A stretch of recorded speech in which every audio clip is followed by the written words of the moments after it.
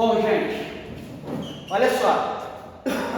Então a aula de hoje é de sociologia. Sociologia. Hoje é dia 25. Todo mundo tá falando dia 25, gente. Pô, ontem eu falei do dia 25. Bom, em sociologia a gente está vendo, primeiro a gente fez uma introdução à sociologia.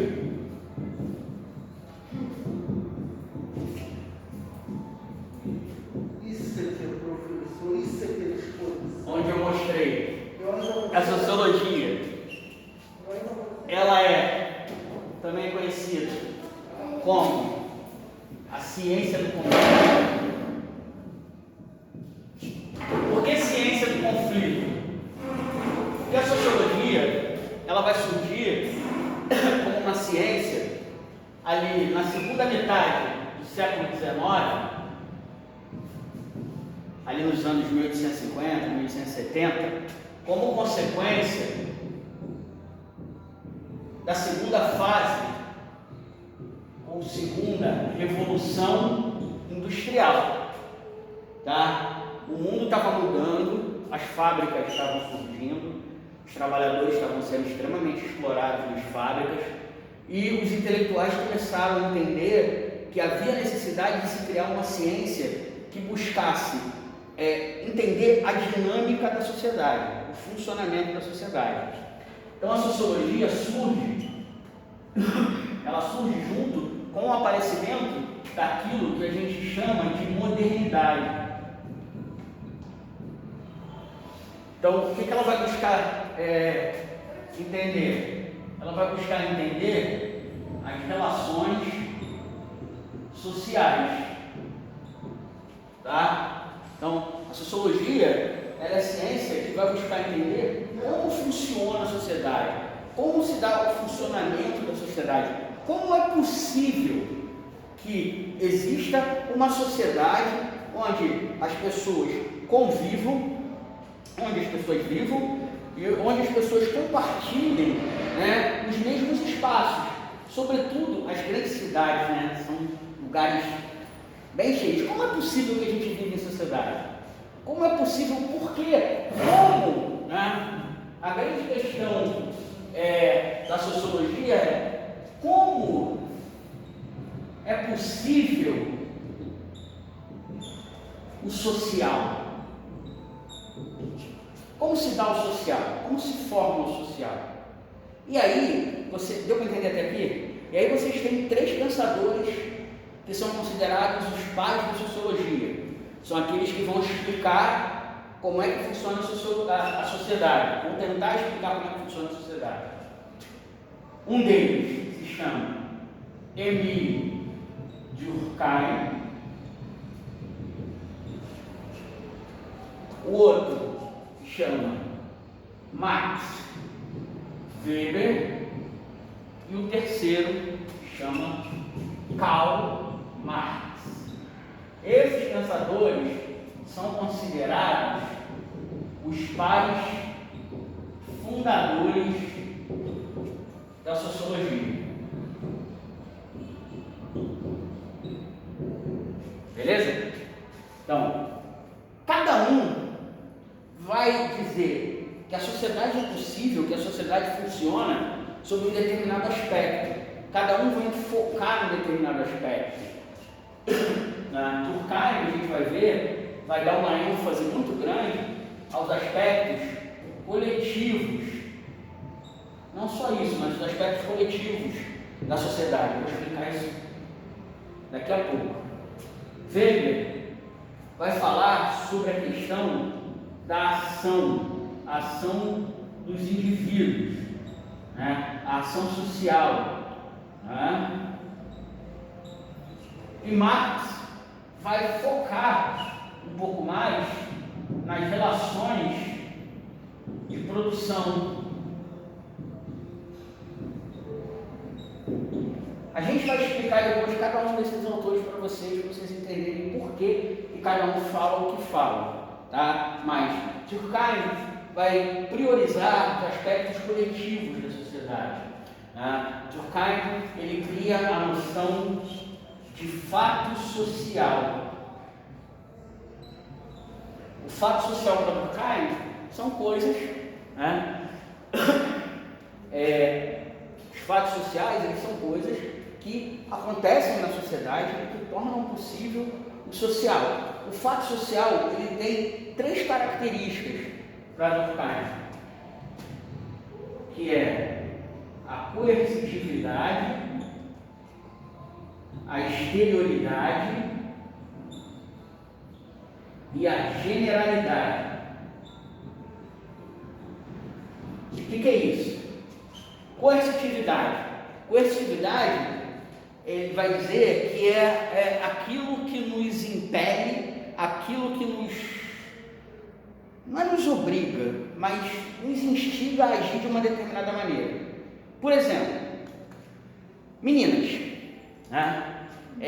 vocês estão lá na internet, estão lá nas redes sociais, aí vocês começam a ver roupas que estão na moda, que estão em tendência. Por que essas roupas estão, vamos dizer assim, na moda? Porque será que ela foi lançada? Não, acho que foi tipo assim, por pessoas estão usando. E aí você se sente meio que... sem graça, como tem também. É como se você estivesse sendo coagida, é como se você tivesse, se alguém estivesse te obrigando, não tem ninguém te obrigando, mas você se sente obrigado a comprar essa roupa. É a ação coercitiva do fato social. Tem o celular, não sei o que, aquele celular, não sei das quantas e tal. Todo mundo tem. Aí você fica, tem que ter o celular. Eu tenho que ter. Né? Todo mundo tem menos eu, aí tá bom. Então, você se sente coagido. O padrão de beleza na nossa sociedade, todo mundo tem que ser magérrimo. Então você se sente coagido, faz dieta, sofre, entra na academia para buscar aquele padrão de beleza. Tem alguém te obrigando a ser assim? Você é branco, você se sente como? Exatamente. Então, sem graça. Então, isso é o aspecto coercitivo da sociedade. Essa força que atua sobre você para que você aja de uma determinada maneira. Tipo, seus instintos te obrigando a fazer uma coisa. Exatamente. Agora, como eu falei, é uma força que atua sobre você. Se ela atua sobre você, ela está dentro de você ou ela vem de fora? Ela vem de fora. Ela é uma força que atua sobre você. Por isso, a segunda característica, a exterioridade. Então, o fato social é coercitivo, é essa força que atua sobre você para que você aja de uma determinada maneira. Como ele age? De fora para dentro. Ele é exterior. E ele tem a generalidade, porque ele é geral, porque ele vai atuar sobre todos os elementos da sociedade, sobre todos os indivíduos. Como é que Durkheim diz que a gente aprende isso? Através dos processos de socialização.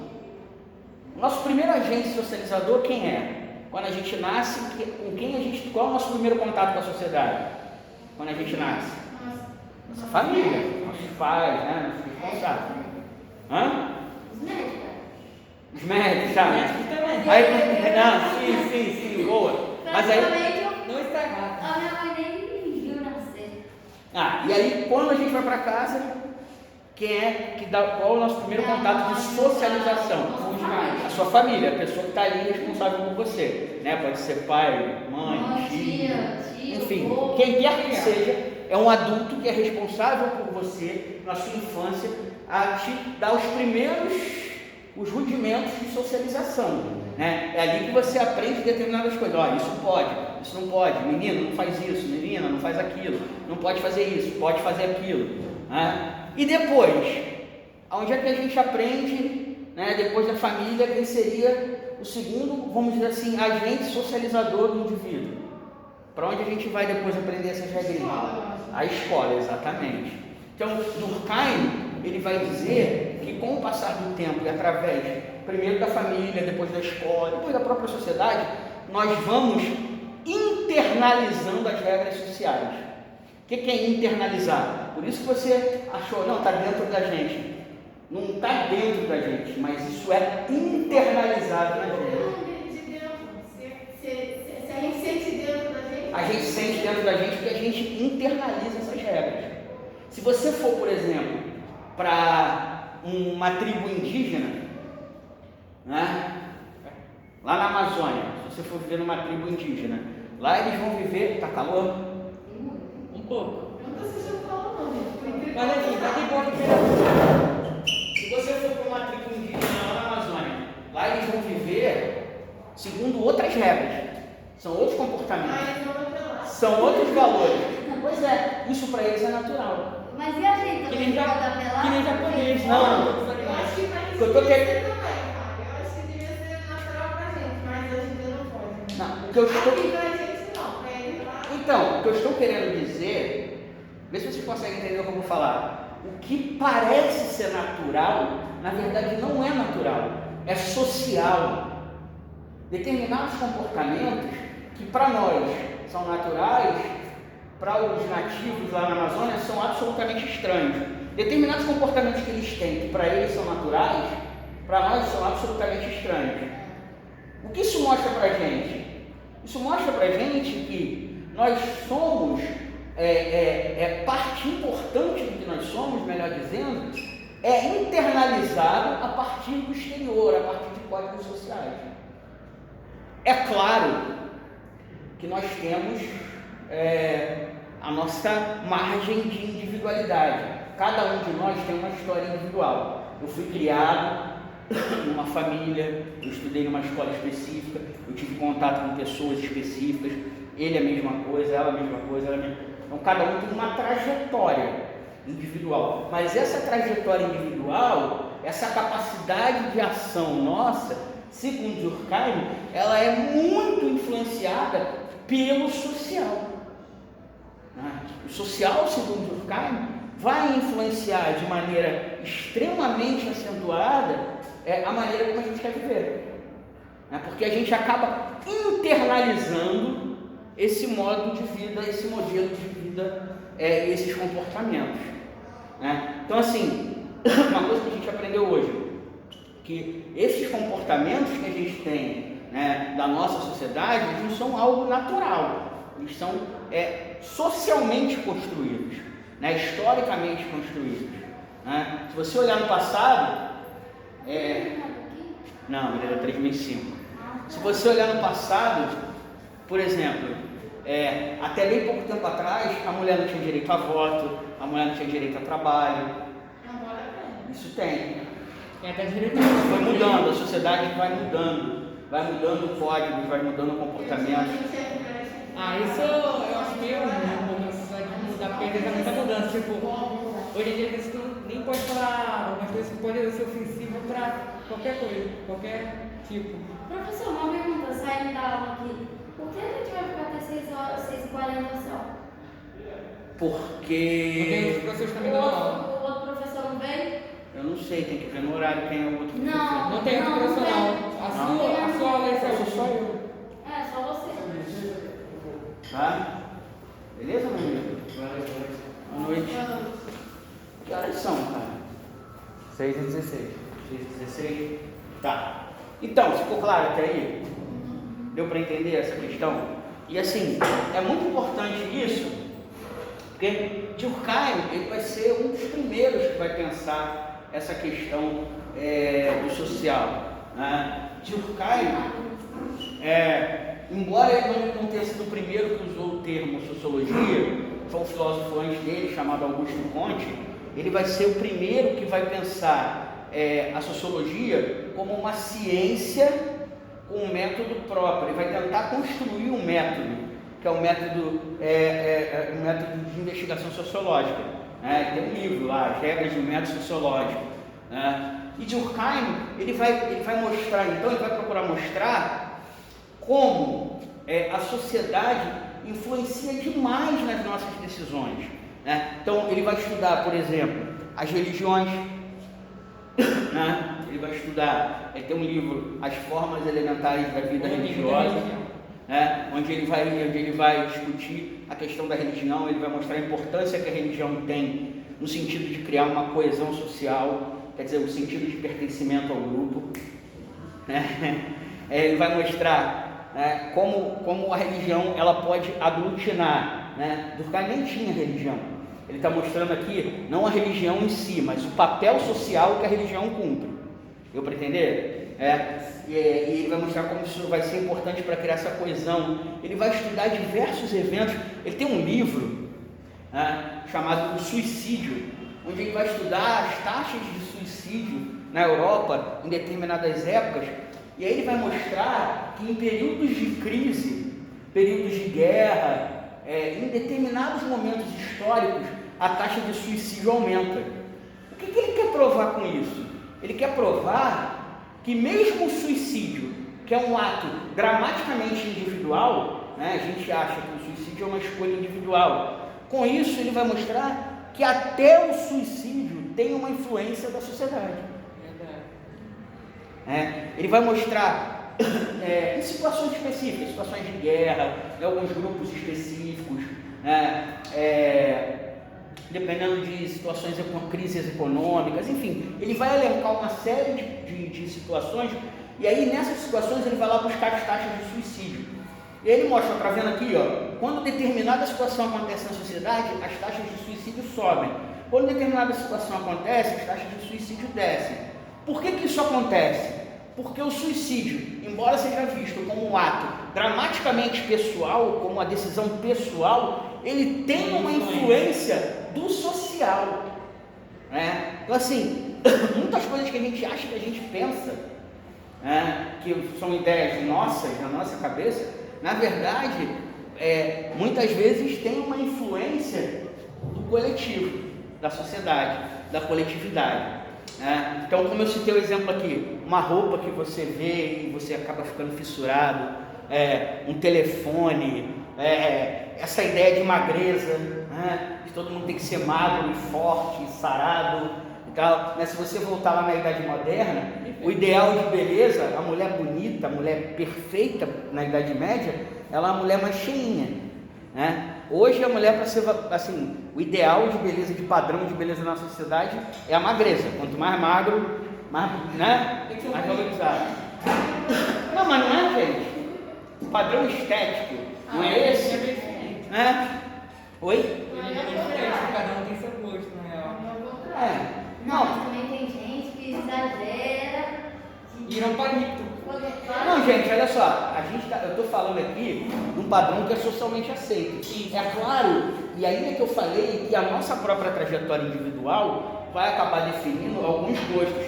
Tem coisa que muita gente gosta que eu não gosto.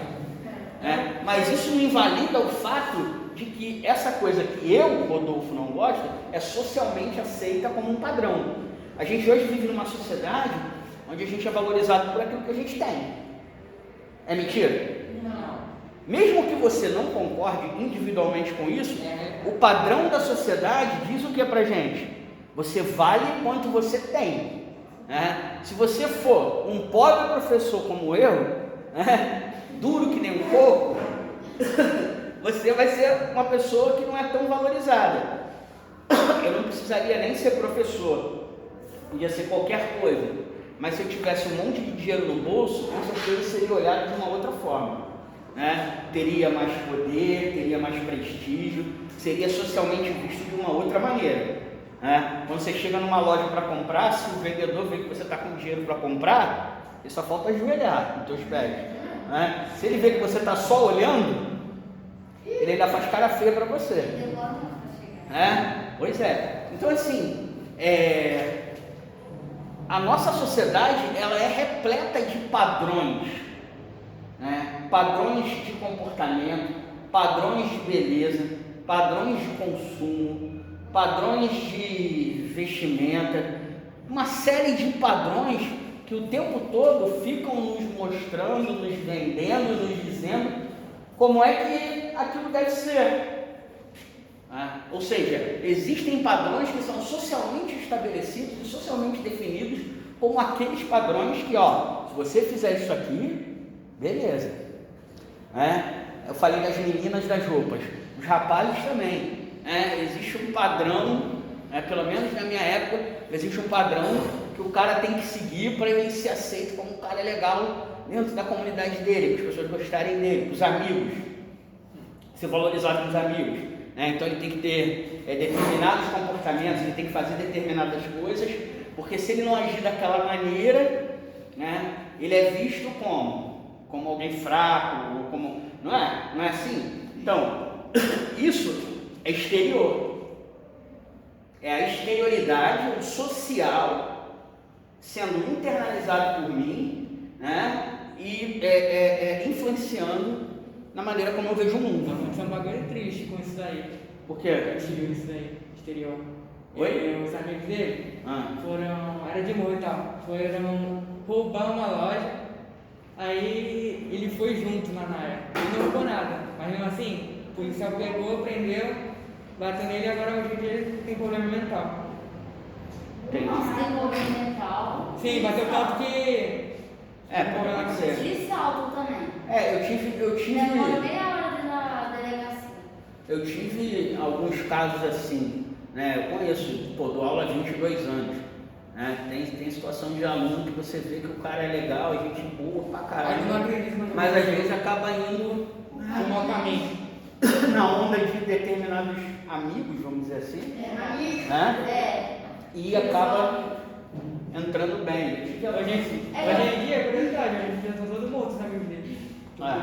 Então, essa é a questão. Agora, deixa eu falar uma outra coisa também. Parece, do jeito que eu estou falando, né, que só tem aspectos negativos. Sim. Não é isso. Né? Durkheim vai dizer que o indivíduo, nós queremos a sociedade. Nós queremos viver em sociedade. Porque se por um lado a gente internaliza regras que podem muitas vezes influenciar o nosso comportamento, seja positivo, seja negativamente, perdão, por outro lado, são essas regras que tornam possível a vida em sociedade. Seria humanamente impossível você botar um fiscal de comportamento para cada pessoa que vive no mundo e na sociedade. Então, tem determinadas regras que você cumpre porque você simplesmente sabe que tem que cumprir. Quando eu estou com o meu carro dirigindo, o sinal fecha, eu sei que eu tenho que parar. Não, muita gente não tá. Não. E aí acontecem acidentes. E aí acontecem acidentes, não é? E aí acontecem acidentes. Olha só, não é porque algumas pessoas quebram a regra que a regra não existe, ao contrário. Justamente porque algumas pessoas... Não existe, não. Justamente porque algumas pessoas quebram a regra é que a regra existe. Então assim, a mesma coisa vale para não pegar o que não é meu. Eu não posso meter a mão na tua bolsa aqui agora e levar para mim. Ah, mas tem gente que assalta. Isso. Por isso é que esse comportamento é tido como um comportamento que está quebrando a regra. Entendeu? Então, por que existe a regra é que algumas pessoas quebram a regra. Né? Porque senão todo mundo poderia assaltar todo mundo. Por que a gente não pode assaltar o outro? Porque isso é errado. Né? Socialmente errado. Eu não vou me apoderar daquilo que é propriedade de outra pessoa. Ah, mas tem gente que faz. Tem. São as exceções da regra. Né? E para isso... Mais dois. Para isso a sociedade ela define essas regras, né? E define inclusive punições para essas regras. Sim. Isso é outra coisa que a gente vai ver mais tarde, né? Mas tá dando para entender assim, a vida, vocês não estão na escola, vocês não se matricularam na escola, tudo isso só é possível porque, segundo Durkheim, o indivíduo ele deseja a sociedade, ele deseja o social também. É isso que torna possível que a gente consiga viver, né? Numa situação de relativa, veja bem, relativa harmonia, né? Que a gente não viva se agredindo por aí, né? Você não vai andar na rua, passa uma pessoa e você vai sair agredindo essa pessoa do nada, você não vai fazer isso, né? Verdade, se fosse assim... Às vezes, até você não pode não gostar da pessoa, mas você não vai sair agredindo a pessoa por causa disso. Exatamente porque existem essas regras de comportamento que são exteriores, né, de fora para dentro, e que vão nos coagindo, né, um caráter coercitivo a não agir dessa maneira. Né? Então, você pensa duas vezes, você pode até sentir raiva, pode até sentir vontade de fazer, mas você pensa duas vezes. Por que você pensa duas vezes? São essas regras sociais, aqui ó, pô, não faz isso, fulano, pô, isso está errado, cara, não vai agir assim, isso não é legal, eu não vou pegar uma coisa que não é minha. eu vou pegar um troco a mais de errado, pô, se eu ficar para mim, é ela que vai pagar. Eu vou devolver. O pensamento. Né? Então, assim, determinados comportamentos que a gente acaba internalizando. Então, hoje, repetindo aqui, que horas são, por favor? 6h28. 6h28. Obrigado. Hoje, Posso beber água? pode. Hoje, a gente viu aqui, então, o pensamento do Emile Durkheim. Tem água lá em cima? Não tem, mas não tem copo. Lá embaixo. Então, eu mostrei como a sociologia ela é chamada de ciência do conflito e ela surge no século XIX, na segunda Revolução Industrial, para tentar entender as relações sociais no contexto de modernidade. Controlar, tipo, entender. Entender aquilo que está acontecendo nesse mundo moderno. A grande questão da sociologia qual é? Como é possível o social? Como é possível a sociedade? E aí você tem 3 pensadores, que são os pensadores básicos, né, chamados de pais fundadores da sociologia. Emile Durkheim, Max Weber e Karl Marx. Hoje eu mostrei para vocês um pouquinho só do pensamento de Emile Durkheim. Mostrei na aula de hoje o conceito de fato social, que são coisas, eventos que acontecem, que são coercitivos, exteriores e gerais. E aí a gente falou bastante sobre esses aspectos da vida social que nos impelem, que nos colocam, que nos levam a agir de uma determinada maneira. Aí eu mostrei para vocês também que o primeiro espaço de socialização que a gente tem qual é? É a família. E depois, qual é o outro espaço de socialização que a gente tem? A escola. Isso. E a partir daí, a gente vai internalizando regras. E uma coisa muito importante que eu falei para vocês. Essas regras, embora para a gente pareça que elas sejam naturais, elas não são naturais. Elas são socialmente construídas. Né? E aí deu o exemplo dos índios. Se você for numa tribo nativa na Amazônia, eles vão agir de um jeito que para a gente é estranho, mas para eles é natural. Se eles vierem aqui, eles vão ver a gente agindo de um jeito que para eles é estranho, mas para a gente é natural. Isso prova o quê? Que não existe nada natural, né? Que esses comportamentos são historicamente e socialmente construídos. Beleza? Ficou claro? Beleza? Beleza, então.